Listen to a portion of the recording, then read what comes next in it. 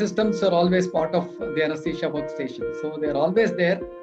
And most of the time, the most common breathing circuits, what we regularly use, are kept in the exam. So the closed circuit will always be there, a vein circuit, a pediatric, that is the Jackson-Rees modified ISTP's circuit will also be there. And for historical importance, even the Mapleson A circuit is also kept, because recently I concluded our exams and kept the Mapleson A circuit also. So these are the most common circuits that are kept for new students in the exam.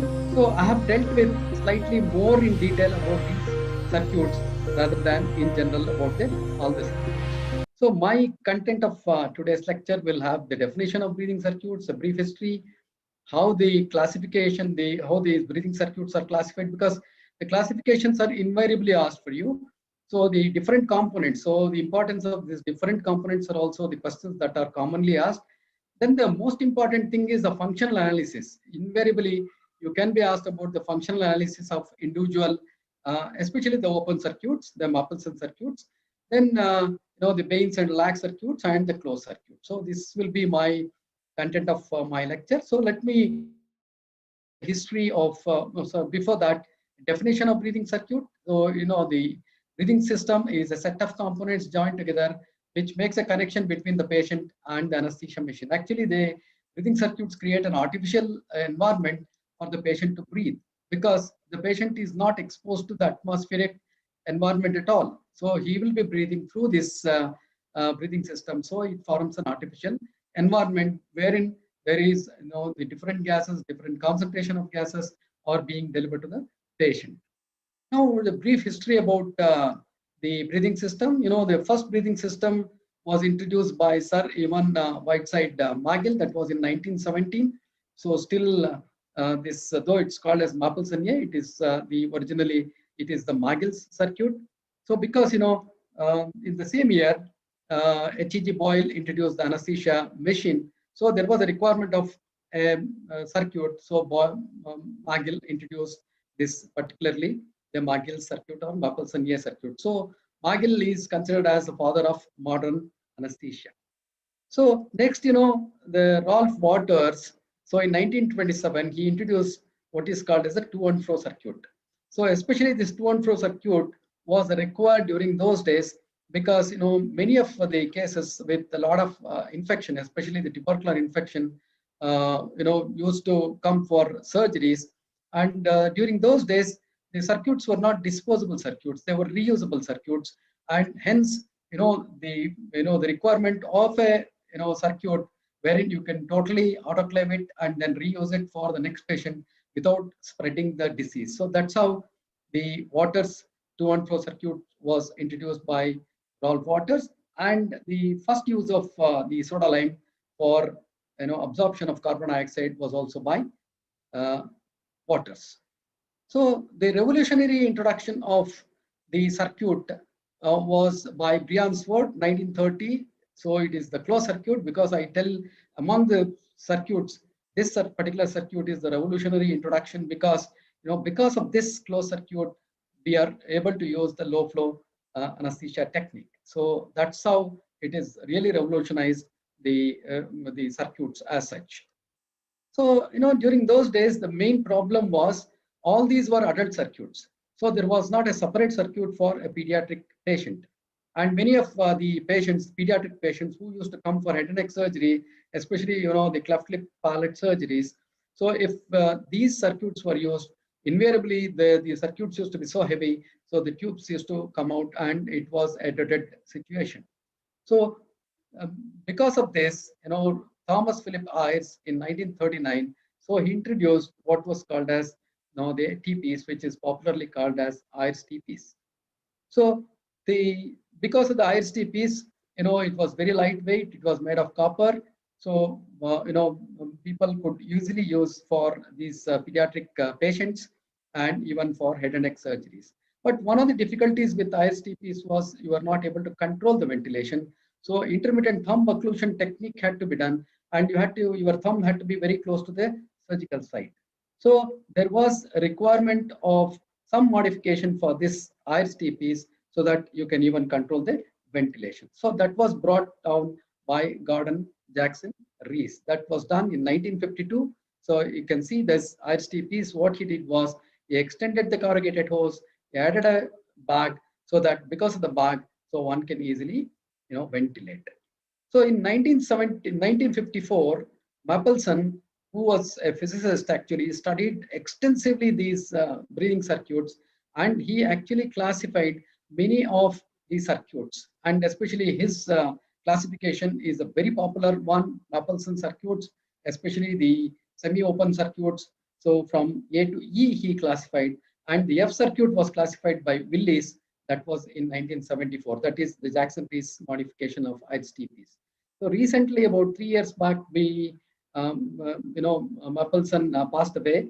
And before this 3 years back, almost about 5, 6 years back, so when he was attending one of the anesthesia conferences, one of my students also was there and she saw him. So immediately she thought about me. What she did was she bought a physics book and then asked Mapleson to write few words about me. So this, the book in which Mapleson himself has written that to Dr. Gurudatt, may you enjoy your career in anesthesia as much as I have Bill Mapleson. So this is a prized position for me, and I thank my student so much who is still in UK. So, what are the essential requirements of a breathing circuit? So it's very important to know about this. A breathing circuit should deliver the gases from machine to the alveoli in the same concentration as set and in the shortest possible time. Just now, Dr. Arnav was talking about the vaporizers. Suppose if I am keeping 1% or 2% of sevoflurane, that amount of sevoflurane should reach the alveoli of the patient in the shortest possible time. That means there should not be any leak or any absorption of this vapor by the circuit itself, so that the concentration going to the alveoli will be much lower. And the shortest possible time. That means there should not be too much of turbulence within the circuit, so that it will take a longer time to reach the alveoli. So the second important requirement is the minimal rebreathing of carbon dioxide. So whenever I am using a circuit, so there should not be much rebreathing of carbon dioxide. Otherwise, the patient will develop hypercarbia, respiratory stenosis, and all the problems of the respiratory stenosis intraoperatively can occur. So it should have a minimal resistance. You see, if I am allowing the patient to breathe spontaneously, the amount of resistance should be low, so low that the work of breathing by the patient should not be too much. Because if the resistance is high, work of breathing has to be increased. Under anesthesia, the patient will not be able to increase his work of breathing. The problem then will be hypoventilation. Again, hypercarbia, respiratory stenosis, and all the problems. So the most important thing about the breathing circuits is economy of gases. So whenever you are using the breathing circuits with a minimal amount of fresh gas flow, if it can prevent rebreathing of carbon dioxide, so that can be an ideal circuit. So this is one of the most essential part of the breathing circuit. Now coming to the classification of breathing systems, invariably the students are asked about the classifications of breathing circuit. So there are actually, basically there are multiple classification, but for you, if as long as you know about two classification, one is the TRIPS classification and another is the Conway's classification. So the TRIPS classification is very popular among students. Whenever I ask them, they invariably talk about the TRIPS classification, but it has a lot of confusions. So the TRIPS classification is basically based on the amount of reservoir that is available and the amount of rebreathing of expired gases that can be allowed with that particular circuit. So TRIPS classified these into open circuits, semi-open, semi-closed, and closed circuits. So what are the examples for these? Open circuit, absolutely no reservoir and no rebreathing, and you have, he says that open drop ether technique or open drop inhalation anesthetic technique like a Schimmelbusch mask. So the semi-open, he said that all these Mapleson circuits, he classified them as semi-open, and semi-closed is the one, the closed circuit with the partially opened the the APL valve, and the closed circuit is when you completely close the APL valve. The DRIPS call this as a closed circuit. But there were a lot of confusions with this DRIPS classification. First of all, Schimmelbusch mask cannot be considered as a circuit at all. And second thing is there was a lot of confusion between semi-open and semi-closed circuits, because Mapleson circuits, people started calling it as semi-closed, and though the trips called it as semi-open. So because of these confusions, there was a really requirement of another good classification without much of the confusions. So that's how we have a modified Conway's classification. So with this modified Conway's classification, now you have, with carbon dioxide absorption, basically classified as the circuits with carbon dioxide absorption and circuits without carbon dioxide absorption. So again, the circuits with carbon dioxide absorption, you have unidirectional flow and bidirectional flow. And the examples for unidirectional flow is a closed circuit with absorber. Whereas a bidirectional flow, just now I was talking to you in the history, is about water's to and fro circuit. So coming to the circuits without carbon dioxide absorption. So again, they are subclassified as unidirectional flow and circuits with bidirectional. So example for unidirectional flow is just a Mapleson A with a non-rebreathing valve. So that will have a unidirectional flow of the gases inside, and that is again without carbon dioxide absorption. So then again, bidirectional flow, we have Mapleson circuits A to F. Now again, circuits without carbon dioxide absorption, bidirectional flow, or again they have a subclassification like circuits with afferent reservoir system and circuits with efferent reservoir system. So that means which one has got the more volume, is the afferent limb of the circuit or efferent limb of the circuit. So that means what is an afferent limb, what is an efferent limb. See, I am giving you an example of Mapleson A circuit here. So here, from the fresh gas flow to the patient is called as the afferent limb, and from the patient to the APL valve is called as the efferent limb. So in a Mapleson A circuit, you can see here there is a long limb of the afferent limb, and that means it has got an increased amount of volume and a good reservoir of volume. So that's why this is an example for afferent reservoir system. So the example for efferent reservoir system is Mapleson D. Here, the efferent limb, the afferent limb is, of course, the afferent limb, we always said that it is from the fresh gas flow to the patient, and the efferent limb is from the patient to the APL valve. So here, the more reservoir is there in the efferent limb. That's why Mapleson D is classified as the efferent reservoir system. So that's why the just examples for afferent reservoir and efferent reservoir systems, the Mapleson A, B, C or afferent reservoir systems. Then Mapleson D, E, and F are the efferent reservoir system. So what are the components of Mapleson system? There are actually the 4 components of the Mapleson system are there: the reservoir bag, the fresh gas flow entry, the expiratory valve, and the corrugator tubing. So just changing of the position of these components, we have various Mapleson systems. Like that Mapleson A, wherein the APL valve is very close to the patient, whereas fresh gas flow is away from the patient. Whereas in Mapleson B and Mapleson C, both the fresh gas flow and the APL valve are very close to the patient. Whereas in Mapleson C, we don't have a corrugated hose. So nowadays, almost the Mapleson B and Mapleson C are hardly used. So Mapleson C, sometimes if you are asked where the Mapleson C is used for transportation of patient from probably from the OT to the ICU, from the ICU to the other. So definitely, the Mapleson C is the one which can be used. But Mapleson B is hardly used. It is almost an obsolete circuit.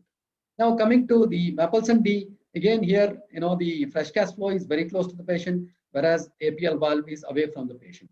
So Mapleson E and F are the modifications of Mapleson D only, wherein the fresh gas flow is very close to the patient. So let us discuss about the functions of each one of the components. So this again, you will be asked many questions regarding these components. So the functions of the reservoir bag is most commonly used question for you in the exam. So it's called as a reservoir bag. So its main function is it acts as a reservoir for the peak inspiratory flow of the patient. So this is very, very important. You cannot just say, so many of the students just say that it acts as a reservoir. So reservoir for what? So it acts as a reservoir for the peak inspiratory flow. So what is this peak inspiratory flow? It is usually about 3 to 4 times the minute ventilation. Suppose if the minute volume is about 6 liters, so peak inspiratory flow will be roughly about 18 to 24 liters. That means the maximum amount of breathing the patient can do will be to his peak inspiratory flow. Suppose if he is breathing to his peak inspiratory flow, every tidal volume will also be to his peak inspiratory flow. That means suppose a patient has got a tidal volume of 500 ml, if he breathes to his peak inspiratory flow with that amount of tidal volume, that means it will be 3 to 4 times the tidal volume. That means it will be 1.5 liters to 2 liters. So because the breathing bag or the reservoir bag has got a capacity of 2 to 3 liters, now it will act as a reservoir for the peak inspiratory flow of the patient. So the second important thing is you can have a visual and tactile assessment of respiration and depth of anesthesia, provided the patient is left on spontaneous ventilation. So in our younger days, we used to leave many of these patients on spontaneous ventilation with ether. So we just have to hold the bag in our hand. So whenever we are holding the bag in our hand, we knew whether the patient is deep, whether it is light, or whether the patient is breathing well. So everything we could assess by just holding the bag in our hand. So the third important function is the control of ventilation. So because of the bag itself, we are able to control the ventilation. And one more thing is it is going to prevent the barotrauma. And the next is you can nebulize certain drugs. So the prevention of barotrauma is one of the very important functions of the bag. It is said that the bag will rupture before the lung ruptures. So let us see how this is going to happen. So when you use almost 4 times of the minute ventilation of the patient is pushed into the bag, so you can see that the bag, the pressure increase is in a bag of 1.5 liter bag, the maximum pressure it will have is 60 centimeters of water. So that means it has got a very good compliance. A bag of less than 1.5 liter will have a maximum pressure of 50 centimeters. So the pressures will not go beyond that.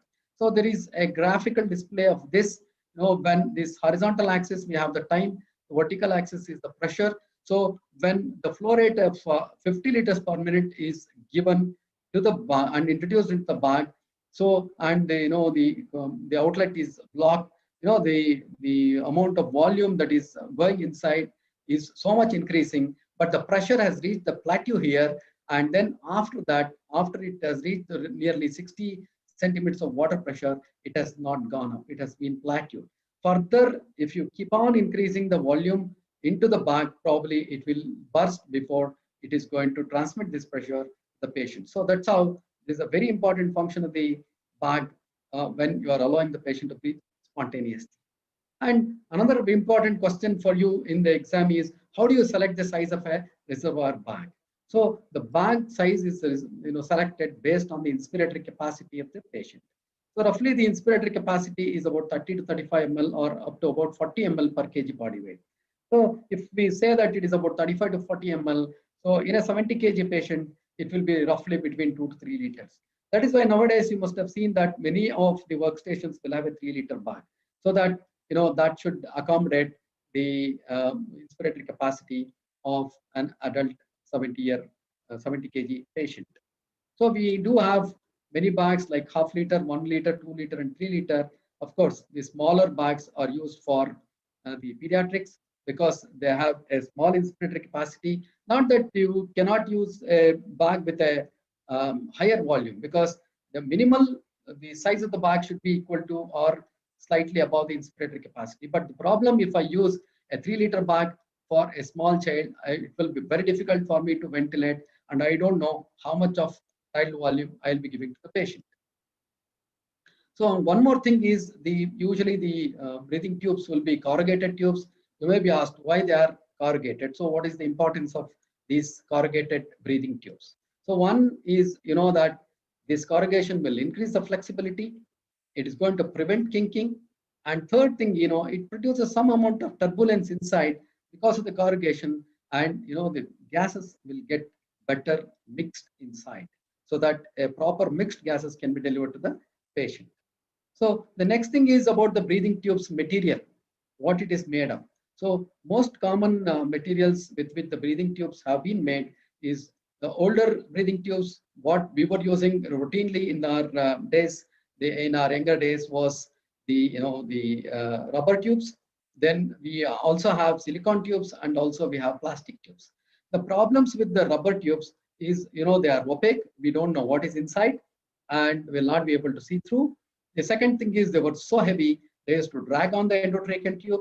The third problem was, the compliance of these tubes was so much, so the much of the gases used to get wasted to expand these tubes. So that wasted ventilation was more with these tubes, and the rubber absorbs so much of inhalation anesthetic agent. So the amount of inhalation anesthetic going to the patient is much less because of this absorption.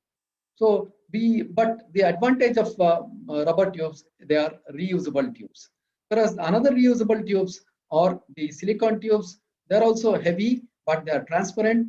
They can be autoclaved and reused. But again, because of they are heavy, and nowadays majority of the times we always want to go for disposable tubes because of the various problems of infection. So we have plastic tubes which are very, very popular. So what are the advantages of plastic tubings? So one is they are transparent. You can visualize the interior. They are lightweight. They don't drag on the endotracheal tube. So they don't absorb the halogenated agents much. They have a very low compliance. So because of this low compliance, they don't expand much. So that is why the compressible volume is much less with these. So what is the compliance and resistance of these plastic tubes? It's a very low compliance, I said, just about 0.7 ml per centimeter of water per meter. That means if you are using 20 centimeters of water pressure of the airway pressure, so the expansion volume is just about 14 ml. It is hardly anything. So resistance is also very minimal, just 0.5 centimeter of water per 30 liters of flow, so that even if you leave the patient on spontaneous ventilation, the work of breathing will not increase. So usually the volume of a 22 millimeter hose pipe of 1 meter is roughly about 450 ml it can accommodate inside. So coming to the Mapleson A, so because this is one of the circuits usually kept there, you would not have used, but many questions can be asked for you in the exam. So better to know more about this Mapleson A. So the length of this corrugated hose of Mapleson is about 110 centimeters, because I said 1 meter will accommodate about 450 ml. So 110 centimeter it accommodates 500 ml. So that is equal to 1 tidal volume. This is very, very important. So because during expiration, the corrugated hose should be able to accommodate 1 tidal volume of the patient, because these gases should not go directly into the bag. So you have to avoid the gases directly going to the bag. So that's how the corrugated hose length should be so much, the volume should be so much that it should accommodate 1 tidal volume of the patient. Then the fresh gas flow for spontaneous ventilation with Mapleson A is 1 minute ventilation. For controlled ventilation, you may require 3 times the minute ventilation. But even if you are keeping 3 times the minute ventilation, there is a possibility that there can be quite a bit of rebreathing. That's why it is not a good circuit for controlled ventilation, but can be an ideal circuit for spontaneous ventilation. Why it's an ideal for spontaneous ventilation? So unless you know the functional analysis of these, you will not be able to know. So many times you will be asked to talk about the functional analysis of these circuits under controlled ventilation and spontaneous ventilation. Now let us just briefly discuss about the functional analysis of Mapleson A for spontaneous ventilation. The fresh gas flow is away from the patient, that is near the machine, directly from the machine. The bag is also away, and APL valve is very close to the patient. So whenever we talk about the functional analysis during spontaneous ventilation, it is mandatory that you always keep the APL valve always completely open. So when you keep the APL valve open, so when a patient takes an inspiration, he creates a negative pressure, and because he creates a negative pressure, the gases from the bag and the system will go to the patient. This is the initial first part of his respiration. So all the fresh gases will be going. Because he is creating a negative pressure, though you have kept the APL valve open, the disc would have closed the valve and nothing will go out of the valve. So all the fresh gases will go to the patient. Now what happens during the expiration? So during expiration, see what happens is the expired gases will start moving out of the circuit. In the expired gases, the first gases are the ones which are called as the dead space gases, which have not taken part in the gaseous exchange. They are as good as the fresh gas flow. So they are the first one to move, and then the next one is the pure alveolar gases, which contains the maximum amount of carbon dioxide. In the meantime, the fresh gases are also entering the bag, so the bag will start filling. So once the bag fills, and the fresh gases are also moving in the circuit, so what will happen? Sufficient pressure is created, so the APL valve, the disc will go up, and APL valve will open. And what are the gases which are very close to the APL valve or the alveolar gases? So alveolar gases start moving out. So during the expiratory pause, most of the alveolar gas will move out of the circuit, and when the patient next inspires, the the fresh gases with a slightly small amount of expired gases will go to the patient. So as long as you keep 1 minute ventilation of fresh gases for this patient, so I think 99% of the rebreathing of carbon dioxide you can prevent. That's how it is very effective for spontaneous ventilation. So let us discuss what happens in controlled ventilation about the functional analysis of Mapleson A. So in the controlled ventilation, what we do is we partially keep the APL valve open. We don't completely close it. We have to partially open because it is called as an adjustable pressure limiting valve. So some amount of gases have to go, some amount of pressure has to come down. So we don't completely keep it open. Partially we keep it open. And then so during controlled ventilation, the bag is squeezed. So the first inspiration, the bag is squeezed. Part of the fresh gases will go out of the APL valve because sufficient amount of pressure is created inside. The APL valve will open, and gases will go out, and part of the fresh gases will also go to the patient. So what happens during expiration? This is more important during expiration because the valve is closed, and though it is partially closed during expiration, the pressure inside is not sufficient enough to partially closed valve to be opened. So the expired gases will be moving towards the bag, and most of the expired gases also will fill the bag, and the fresh gases are also filling the bag. And so when the next inspiration, most of the expired gases are pushed to the patient. That is how the Mapleson A circuit is not a good circuit for controlled ventilation. Even if you are using 3 times the minute ventilation as the fresh gas flow, you cannot prevent rebreathing of carbon dioxide. So coming to the Mapleson D circuit, so when I talk about Mapleson D, it is the same as the Bain circuit also, because the Bain circuit is the coaxial modification of Mapleson D. So this Mapleson D circuit and the Bain circuit, and even probably the pediatric circuits, they are ideal for controlled ventilation, because for controlled ventilation, you require just 1 minute ventilation of the fresh gases, whereas for spontaneous ventilation, it requires about 2 times the minute ventilation. So just briefly, let us discuss about the functional analysis of these circuits also. You see, during inspiration, what will happen is, so the patient creates a negative pressure. Here also the APL valve, the APL valve has to be kept open. So fresh gases are very close to the patient. APL valve has been kept open, but it will remain closed because there is a negative pressure is created by the patient during spontaneous ventilation. So all the fresh gases are going to the patient. So during expiration, what will happen is, the fresh gases are also entering, the expired gases are also moving. The expired gases are being flushed towards the bag. So during the expiration. So here also, unless the bag is filled, the valve will not open because the disc requires sufficient amount of pressure to be lifted up. So during expiratory pause, what will happen is the disc gets lifted. So fresh gases as well as the expired gases will start moving out. So the next inspiration, when the patient takes, the mixing of the fresh gases and the alveolar gases will go to the patient. So here one important thing is the duration of the expiratory pause and the expiration is very, very important. So if the patient is taking small number of breaths per minute and his expiration is prolonged, his expiratory pause is also there, then this circuit may be good for even spontaneous ventilation also, because there is sufficient amount of time is there for opening the valve and the expired gases to go out. But see, majority of the times, the patients will be breathing rapidly. Rapid shallow breathing is very common. So this circuit may not be ideal for spontaneous ventilation. So what will happen during the controlled ventilation, the functional analysis, during inspiration, when you compress, again here, the valve has to be partially, APL valve has to be partially open or partially closed, and the fresh gases are very close to the patient. When we compress the bag, so majority of the fresh gases will go to the patient.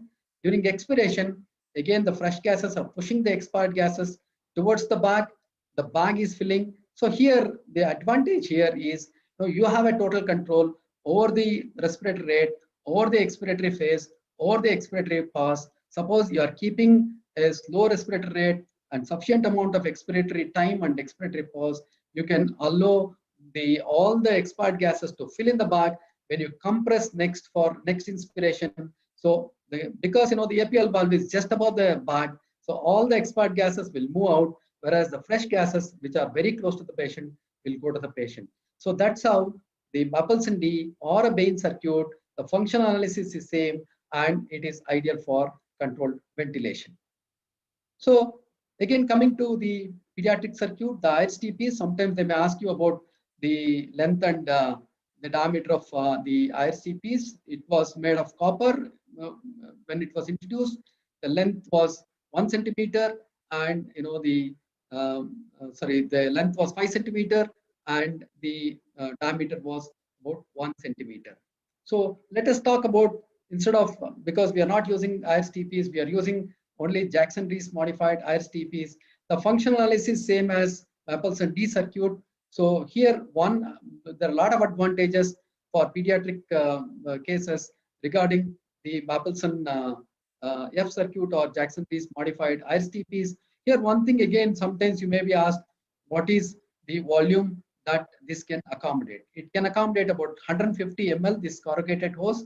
And sometimes you are also asked, till what body weight you can use this pediatric or Jackson-Rees circuit. We always say 20 kgs. Why 20 kgs? Because invariably the tidal volume of a 20 kg child is roughly about 140 ml. I told you that the corrugated hose should be able to accommodate one tidal volume of the patient, so that the gases will not reach the expired gases should not reach the bag. So here 20 kg child, 140 ml. Suppose this, when I'm telling you that it has got a 150 ml volume in the corrugated hose. So that's how the maximum weight of the child for which you are going to use this Jackson-Rees modified IRCTPs or Mapleson F circuit is for a maximum 20 kg child. So what are the advantages of Mapleson F circuit? So one of the advantages, it's very lightweight, so that it will not drag on the endotracheal tube. The minimal dead space. So the dead space, that's what is called as an apparatus dead space, is very, very minimal. And if you don't use an elbow to the outlet of the circuit, then the apparatus dead space will be much less. So you should not use, when you're using for a pediatric case, when you're using Jackson-Rees modified IRCTPs, do not use any elbows. And it also has got a minimal resistance because it is valveless. So if the valve is there, valve will automatically will have its own resistance. So these are the advantages. So usually you will be asked about the Jackson-Rees circuit, about these advantages. So fresh gas flow requirements, it is whether for spontaneous or controlled, it is roughly about 2 to 3 times the minute ventilation. But one thing is, the minimum minute fresh gas flow you have to keep to prevent rebreathing with Jackson-Rees modified IRCTPs or Mapleson F circuit is 3 liters. Suppose if a child is about 2 kg child, the tidal volume is about 14 ml, and maximum minute ventilation can be about 1 liter. You cannot keep just 1.5 or 2 liters. You have to keep minimum minute ventilation of 3 liters for this child also. So again, circuits with unidirectional flow, we hardly use this. In our time, one of the questions used to be, suppose you have only the Mapleson A circuit. So if you want to use it for controlled ventilation, how do you modify? So you just have to say that you have got an AMBU valve is there, or any Fruman or Rubin valve, non-rebreathing valve. You just take out the APL valve and replace it with the non-rebreathing valve. So when you replace it with non-rebreathing valve, during inspiration, all the inspired gases will go to the patient. So because the expiratory side of the valve is closed, and once the patient breathes out, the inspiratory side of the valve is closed and all the gases will go out. So that's how you can even convert a Mapleson A into a circuit with minimal 1 minute ventilation, fresh gas flow for controlled ventilation also. Coming to the coaxial circuits, so coaxial means tube within a tube. So you have a LAC circuit which was introduced in 1971. So LAC circuit is a modified Mapleson A, and the Bain circuit or Bain spiral circuit, actually there are two people who introduced it in 1973. So it is the modified Mapleson D. So this Bain's circuit is one of the most popular circuits, and again you will be asked more questions on the Bain circuit in the exam. So LAC circuit, the fresh gas are entering into the circuit through the outer tube, and the expiration of the patient is going out through the inner tube. So this particular method is definitely is not fine for the patient, because the expiratory gases have to pass through a narrow tube. So naturally, it will produce more resistance to the patient. So hence, LAC circuit is not very popular. Of course, nowadays we hardly leave the patients on spontaneous ventilation. Hence, Bain circuit became very popular when compared to LAC circuit. Both are coaxial circuits. So coming to the Bain circuit, in this Bain circuit, the fresh gases are entering through the inner tube. The expired gases are going through the outer tube. So that is the difference between the LAC and the Bain circuit. So the inner tube has got a diameter of 6 millimeter. The outer tube has got a diameter of 22 millimeter. So this again a question can be asked for you. So this you have to tell about. So another thing is about the length of the corrugated tube of Bain circuit. It is about 180 centimeters. It is much longer than the Mapleson A circuit, which is about 110 centimeters. So because of this longer tube, so you can be away from the from the machine as well as from the patient, so that you can even slightly you can walk around. So that is an advantage of Bain circuit, because it is a longer one.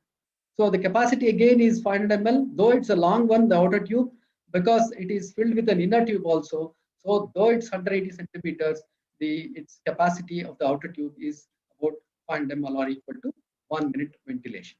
So the Bain circuit is also called as a universal circuit. Why it's called as a universal circuit?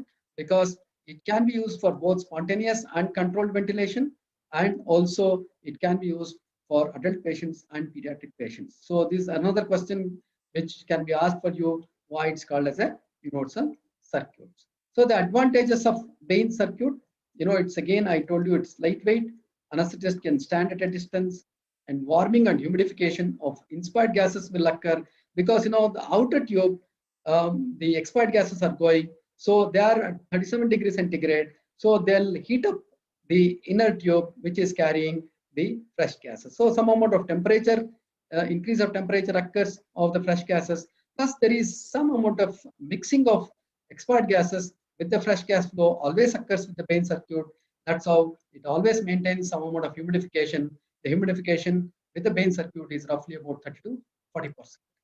And because the expiratory valve is away from the patient, you can also attach scavenging for this, and you can scavenge the exhaled gases. So these are the advantages of Bain circuit. But there are certain hazards are also there of the Bain circuit, especially if the inner tube the integrity of the inner tube is not proper. So this is very, very important. Before checking before using the Bain circuit, you should always check for the integrity of the inner tube.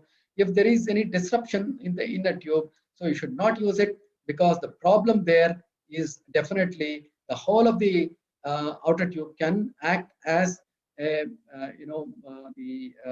dead space, and that can produce dangerous hypercarbia. There are so many case reports wherein the inner tube integrity is not proper, and the patient has developed hypercarbia.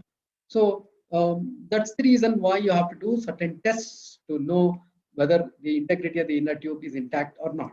So this is again commonly asked question for you. How do you test a vein circuit? So one thing is, the outer tube of the vein circuit is transparent. The inner tube is it is opaque. So because the outer tube is transparent, you just hold it against light. You can clearly, completely see the inner tube. So if there is a gross disruption in the inner tube, you can easily make out. And the inner tube is colored green. So in one of the workshops, I was asked by one of the students why the inner tube is green, because this vein circuit was introduced by Americans. So the oxygen there is colored green. So that's why probably they might have colored the inner tube the green. So suppose if you are asked by any examiner, you can just tell about this particular answer. So the other tests are to check for the integrity of the inner tube is one of the tests called as Higgs-Crompton-Smith test. So there is a Ganesh modification of this test also. I'm going to tell you about that. So what you have to do is with Higgs-Crompton-Smith test is you have to start about 3 to 4 liters of oxygen in the flow meter. And what you have to do is you just try to occlude the opening of the inner tube with your little finger.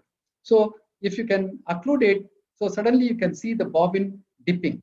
So if the bobbin is dipping, that means the back pressure is carried to the flow meters and you can see the bobbin dipping. That means the inner tube is intact. So I just want to show you one of the videos I have made for this particular test of Higgs-Crompton-Smith test. I'm just going to block the inner tube with this syringe, barrel of the syringe. Just observe there. Can you observe there the dipping of the bobbin of this shows that the integrity of the inner tube. Now if I take out my finger from the barrel of the syringe, there will be a hissing noise. You can just there will be a hissing noise. This is called as a Ganesh modification of Higgs-Crompton-Smith test. So Ganesh modification of Higgs-Crompton-Smith test I actually demonstrated. It is instead of your little finger, you can use the barrel of a syringe. So once you close the barrel of a syringe and afterwards, after looking at the dipping of the bobbin, you just release your finger. There will be a hissing noise provided the inner tube is intact. So this is the test you should always know about. And I'm just going to block the other test. Again, many of the students will be talking about this particular test, Pathik's test. So Pathik was not an anesthesiologist, he was an intern. So he introduced this vein circuit, test for vein circuit. Here what we have to do is you have to start with 3 to 4 liters of oxygen, but you have to just close the expiratory valve and occlude the outer tube with the thumb and allow the bag to fill. So instead of starting 3 to 4 liters of oxygen, you can also use the oxygen flush to fill the bag. So once the bag is filled, now you have to do two things simultaneously. So you have to activate the oxygen flush and take out your thumb from the outer tube. So once you take out your thumb from the outer tube, so what will happen is, the fresh gases, that is oxygen, is coming rapidly through the inner tube. The small opening of the inner tube opening into a larger opening of the outer tube creates a negative pressure here because of the Bernoulli's principle and the Venturi effect. So because of the Venturi effect, the gases from the bag are sucked in to the outer tube and the bag will collapse. So this is what is called as the Pathik's test. And if you can see here, if the integrity of the inner tube is not there, the collapse of the bag will not occur. But one of the problems with this particular test is, suppose if there is a hole in the distal part of the inner tube, then also a Venturi effect will occur and the collapse of the bag will take place. That's how Higgs-Crompton-Smith test with the Ganesh modification is an ideal test to check for the integrity of the inner tube. Just another video for Pathik's test. So I'll just show you. Just you can watch. So then you'll have to close the APM valve and also close the outer end of the vein circuit. Now allow the bag to fill. For this you can also use the flush also to fill the bag. Now once the bag is filled, the APL valve is closed and also the outer tube is also closed. Now what I do is simultaneously I will be doing two things. I will be activating the flush and also I am opening the finger from there. The collapsing of the bag will show that the vein circuit is. So then. So what determines the circuit to be an ideal for a particular type of ventilation? Already I said that the minimal fresh gas flow to prevent rebreathing. That's how with Mapleson A 1 minute ventilation for spontaneous 3 times, so it is ideal for spontaneous ventilation. Mapleson D is maybe ideal for controlled ventilation. Mapleson F, of course, for pediatric purposes you can use, because the fresh gas flow is not much to be used there. So the mnemonic is there. So usually, so many times some of the examiners ask you about these mnemonics. So for spontaneous ventilation, all dogs can bark. That is, A is the best, ADCB. So B is the worst. And then for controlled ventilation, dead bodies cannot argue. So DBCA. So this mnemonic you can always remember to know which these open circuits are ideal for a particular type of ventilation. So the apparatus dead space, it is the amount of the gases that can be rebreathed with carbon dioxide. So it is in the Mapleson A, it is up to the APL valve, and in the Mapleson D and the Bain circuit and all others, up to the release of fresh gas flow, and in case of the closed circuit, it is up to the YP. So up to these levels, only there will be some amount of rebreathing of the expired gases with carbon dioxide can occur. So this is also important for you to know about for the examination purpose. What is about the amount of the apparatus dead space? So again, humidification, I was talking to you. Mapleson A, no humidification. Bain circuit is about 40%. Closed circuit, because as the gases pass through the canister, so humidification is added. Plus, we are almost using 100% of the expired gases minus carbon dioxide. So the humidification is almost 100%. So to and fro circuit, already told you about some of the advantages of to and fro circuit, because it is made of steel and it can be sterilized by autoclaving. That is the only advantage of the to and fro circuit. Because why I am telling you about this to and fro circuit, in many places you can find this this canister to and fro circuit water canister will be there, and some questions can be asked about water canister. But there are a lot of disadvantage with water canister and the to and fro circuit. It has to be kept close to the patient horizontally, so it can get heated up and can produce. There are incidences where burns have occurred. So channeling can occur, because what happens, because it has been kept horizontally. So most of the soda lime will settle down. So the expired gases can pass above the soda lime, and without getting the carbon dioxide absorbed, and so there can be rebreathing of carbon dioxide can occur, and it is so close and made of steel, heavy, it can drag on the endotracheal tube. So other problem is, because it is kept so close, so there can be dust from the soda lime also can be pushed to the patient's airway. So these are all the disadvantages. Just remember, because water canister, even in my hospital we have the water canister usually kept for the exam. That is why some of the questions can be asked for you. Coming to the closed circuit, various components are there, multiple components are there for the closed circuit.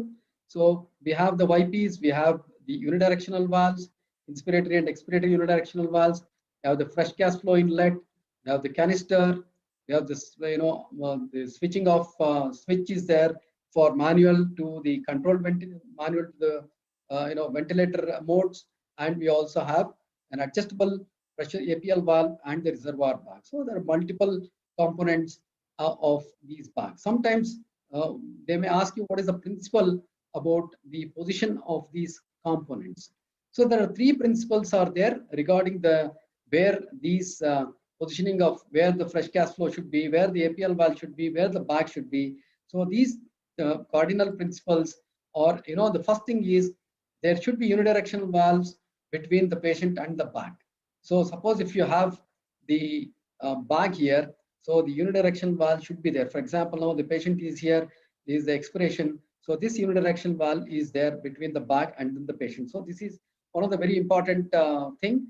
And the second most important principle is the fresh gas flow inlet should always be either just downstream or upstream of inspiratory unidirectional valve. So the FGF should always add at the inspiratory side of the the closed circuit, and the APL valve should always be between the expiratory unidirectional valve and the canister. So as long as you just know about these principles, same principles you can tell in the exam, so the examiner should be happy about your answer. So sometimes they may ask you about the direction of flows in the closed circuit. So you can always trace it. So, so it is the expiratory limb, and so the expired gases pass through the expiratory unidirectional valves, and then they go to the canister, and then the fresh gases are added, and then they go to the patient. So this is what many times the direction of the flows in the circle system you may be asked about. Then again, a lot of questions will be asked about the canister. So how much volume of the canister? Suppose if you have a bi-chambered, dual-chambered canister, so what is the volume of each chamber? So this is important to know the how much of carbon dioxide it can absorb. So usually each chamber is about 900 grams. So total it will be 1,800 grams. We also have single-chambered canisters. We also have disposable canisters. So single chambered canisters usually have about 700 to 900 grams. So these dual chambered canisters will have about 1,800 grams total capacity. So then how much of the absorptive capacity of the soda lime? This is another question commonly asked. So the capacity of the soda lime to absorb carbon dioxide is about every 100 grams can absorb about 26 liters of carbon dioxide, but actual practical efficiency is about 20 liters. So why again we have to know about this, and they'll also ask you in the exam, why should you know about the absorptive capacity is, that means that if you have a jumbo cylinder, that is a jumbo canister, that is bi-chambered canister containing 1,800 grams. So each 100 grams will be absorbing about 20 liters. So 1,800 grams will be sufficient enough to absorb about 360 liters. Now, why it is important to know? Suppose you have a patient whose expiration of carbon dioxide is 3 ml per kg body weight, or roughly about 200 ml per minute. So his expired carbon dioxide per minute will be about 12 liters. So that means if you have a prolonged surgery, so even if it is a prolonged surgery, this canister can last for almost 30 hours.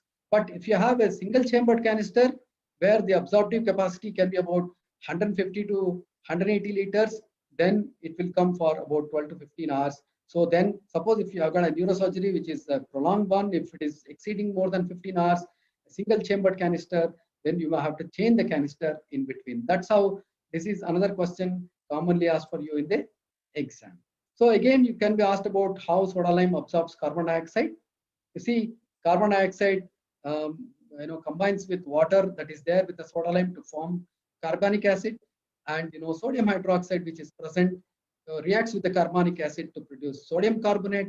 And sodium carbonate, this is the main thing. Sodium carbonate reacts with the calcium hydroxide to produce calcium carbonate, and sodium hydroxide gets regenerated. So this equation also, the reaction also, it is always better to know.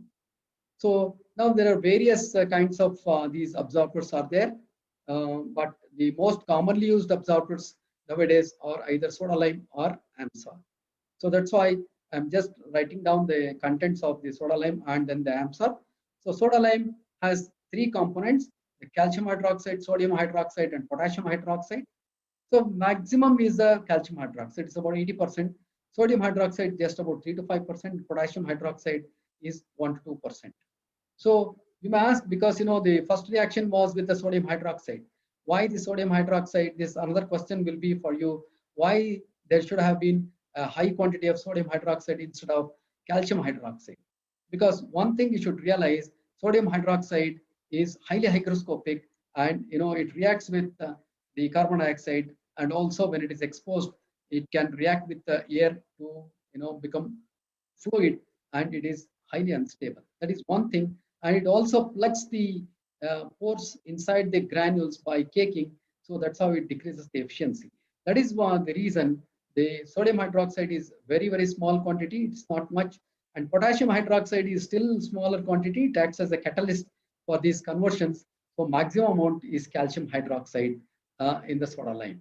And the hardening agent is the silica for soda lime.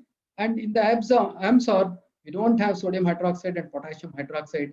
Maximum amount we have calcium hydroxide and a very small quantity of calcium chloride. So the here, in the soda lime, because of the presence of sodium hydroxide and potassium hydroxide, the soda lime is highly alkaline. Almost the pH of sodium soda lime is about 10.8. So because of this high alkalinity, it reacts with the inhalation acidic agents like sevoflurane and desflurate. So whereas AMSOR, because it doesn't contain sodium hydroxide and potassium hydroxide, it doesn't react with these inhalation anesthetic agents. So what are the the reactions that occur and what metabolites are formed? With sevoflurane, compound A is formed, and with desflurane, carbon monoxide is formed, and the compound A again, the quantity of compound A that is formed with the therapeutic concentration of sevoflurane, what we use, is almost negligible. It may not produce much problem to the patient, though it is nephrotoxic in rats.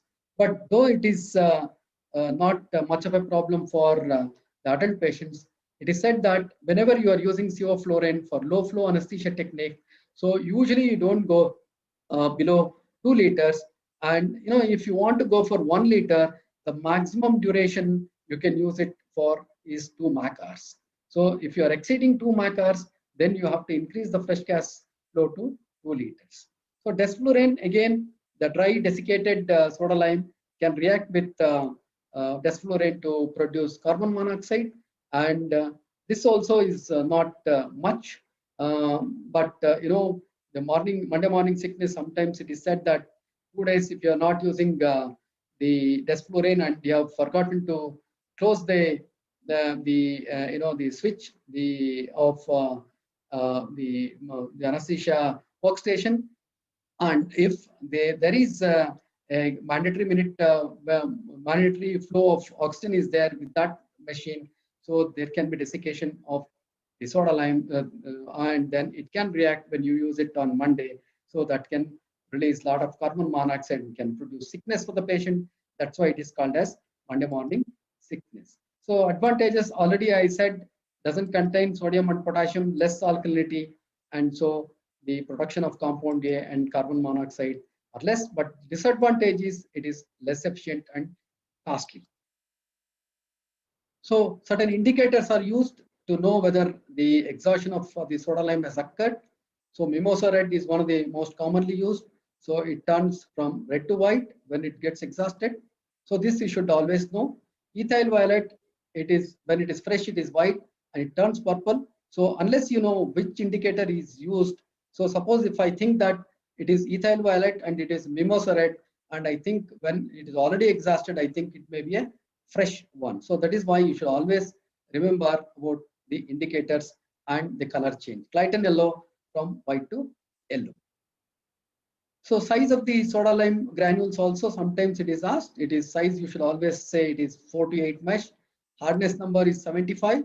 I can also explain about this mesh size and then hardness number, how it is known. But because it's already nearing, I think more than 10 o'clock. So if you want, I can always, you can ring me up and then I can always tell you about this. So advantages of closed circuit: economy, reduce pollution, and most important thing is conservation of heat and humidity. And some of the disadvantages are also there, like you have to be very vigilant because the leaks can occur, especially when you're using low flow anesthesia technique, and need extensive monitoring of inspired gases. So byproducts can accumulate, especially because of the agent degradation. So these are some of the disadvantages. So one more circuit is used instead of the closed circuit, regular 2 limbs closed circuit. It is a single limb circuit. It is called as a limbo circuit. Proximally, it has branched, and so that you can connect one branch to the expiratory side of the canister and one branch to the inspiratory side of the canister. And towards the patient, it is a single limb, and there is a septum in between. So the advantage of the single limbo circuit is that because one side the expiratory gases are going, one side the inspiratory gases are coming, so there is heating up of the inspired gases, so it keeps warm, And the second thing is, it is very lightweight. So in summary, knowledge about breathing circuit is very important, and for the safety as well as for the exam. So Bain circuit is most popular, but you have to check for the integrity of the inner tube. The closed circuit with absorber helps in the economy of gases and decreasing the atmospheric pollution. So thank you. Sorry, I was in a hurry because I didn't want you people to wait for a long time, because it is now already more than 10 o'clock. We should have finished by 8:30. Sorry for the extension. Thank you, sir, for the exhaustive session. Yeah, there are any questions. So there's a question on the Crompton test. Yeah. About the principle behind it. Fixed Crompton test. Yeah, fixed Crompton test, it is very simple principle, because there is this inner tube is in continuation to the common gas outlet. So because it is in continuation with the common gas outlet, so if it is intact, once you close it, the pressure, the back pressure has to be transmitted to the common gas outlet and also to the the flow meters. So because of that, there is a dipping of the bobbin. So this is a simple physics.